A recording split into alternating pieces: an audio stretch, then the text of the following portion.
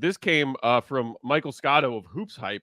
Kind of similar to the Josh Primo stuff that happened last week as far as what's expected of this player. Bulls have signed Ben Coupet Jr. to an Exhibit 10 deal. Coupet is expected to rejoin Chicago's G League affiliate, Windy City Bulls. He spent the past 2 seasons playing with Windy City, a number of games.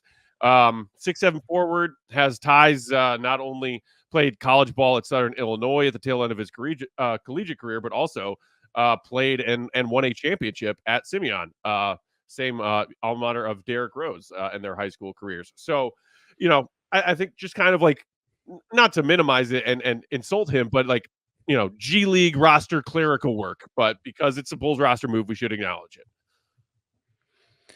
Yeah, I think this is a very similar situation to, as you mentioned, the Josh Primo thing, where they are signing him to, this is informed speculation, I would say, not necessarily reporting, but they're signing him to the Exhibit 10 so that they can give him the bonus associated with that when they cut him and sign him to the G League spot. So I'm pretty sure the number is like $82.5 thousand, where if you sign as an Exhibit 10 contract, then like the incentive is to be able to bring you onto the G League roster with that additional bonus. So I think they're basically just leveraging this spot to be able to give guys bonuses who have been around or who they feel like they want to get into their program, into their system, so that they can field a more competitive G League team. And I think that's important too, because you want to have, like, let's say Dalen Terry or Julian Phillips or Modest Buzelis or Adama Sanogo, any of those guys go down to Windy City, you want them playing alongside of like good competitive,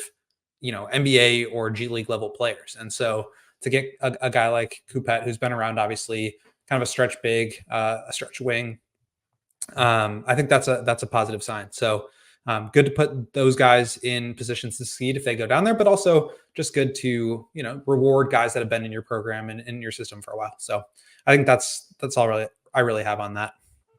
Yeah, that's it. I mean, 6'7" swing, man. The Bulls love a guy with ties to Chicago, so shout out to them for keeping that going.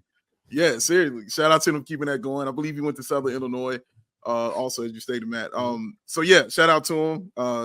Like you said, not a huge deal, but a move, and we acknowledge it. And like you said, Will, you just want the best competition at every level that you have on your or in your organization. So yeah, I have no problem with it. And you mentioned him as a stretch forward goat. In his 20-some games for Windy City last season, the 23-24 season, he did shoot just shy of 40, 39.8% on I think around 3 3-point attempts per game. So if the Bulls ever decide they want to be a 3-point shooting team, it's nice to have people around who know how to do that. Yeah, and he's older. I believe this is going to be his age 27 season. And so this is not a player who's going to be breaking the NBA rotation or roster. And we actually did hear from Billy a little bit today, just briefly, about kind of what they're looking for with that final roster spot, whether it's the 15th man. Owner Alpatim's contract is non-guaranteed up until the start of the season.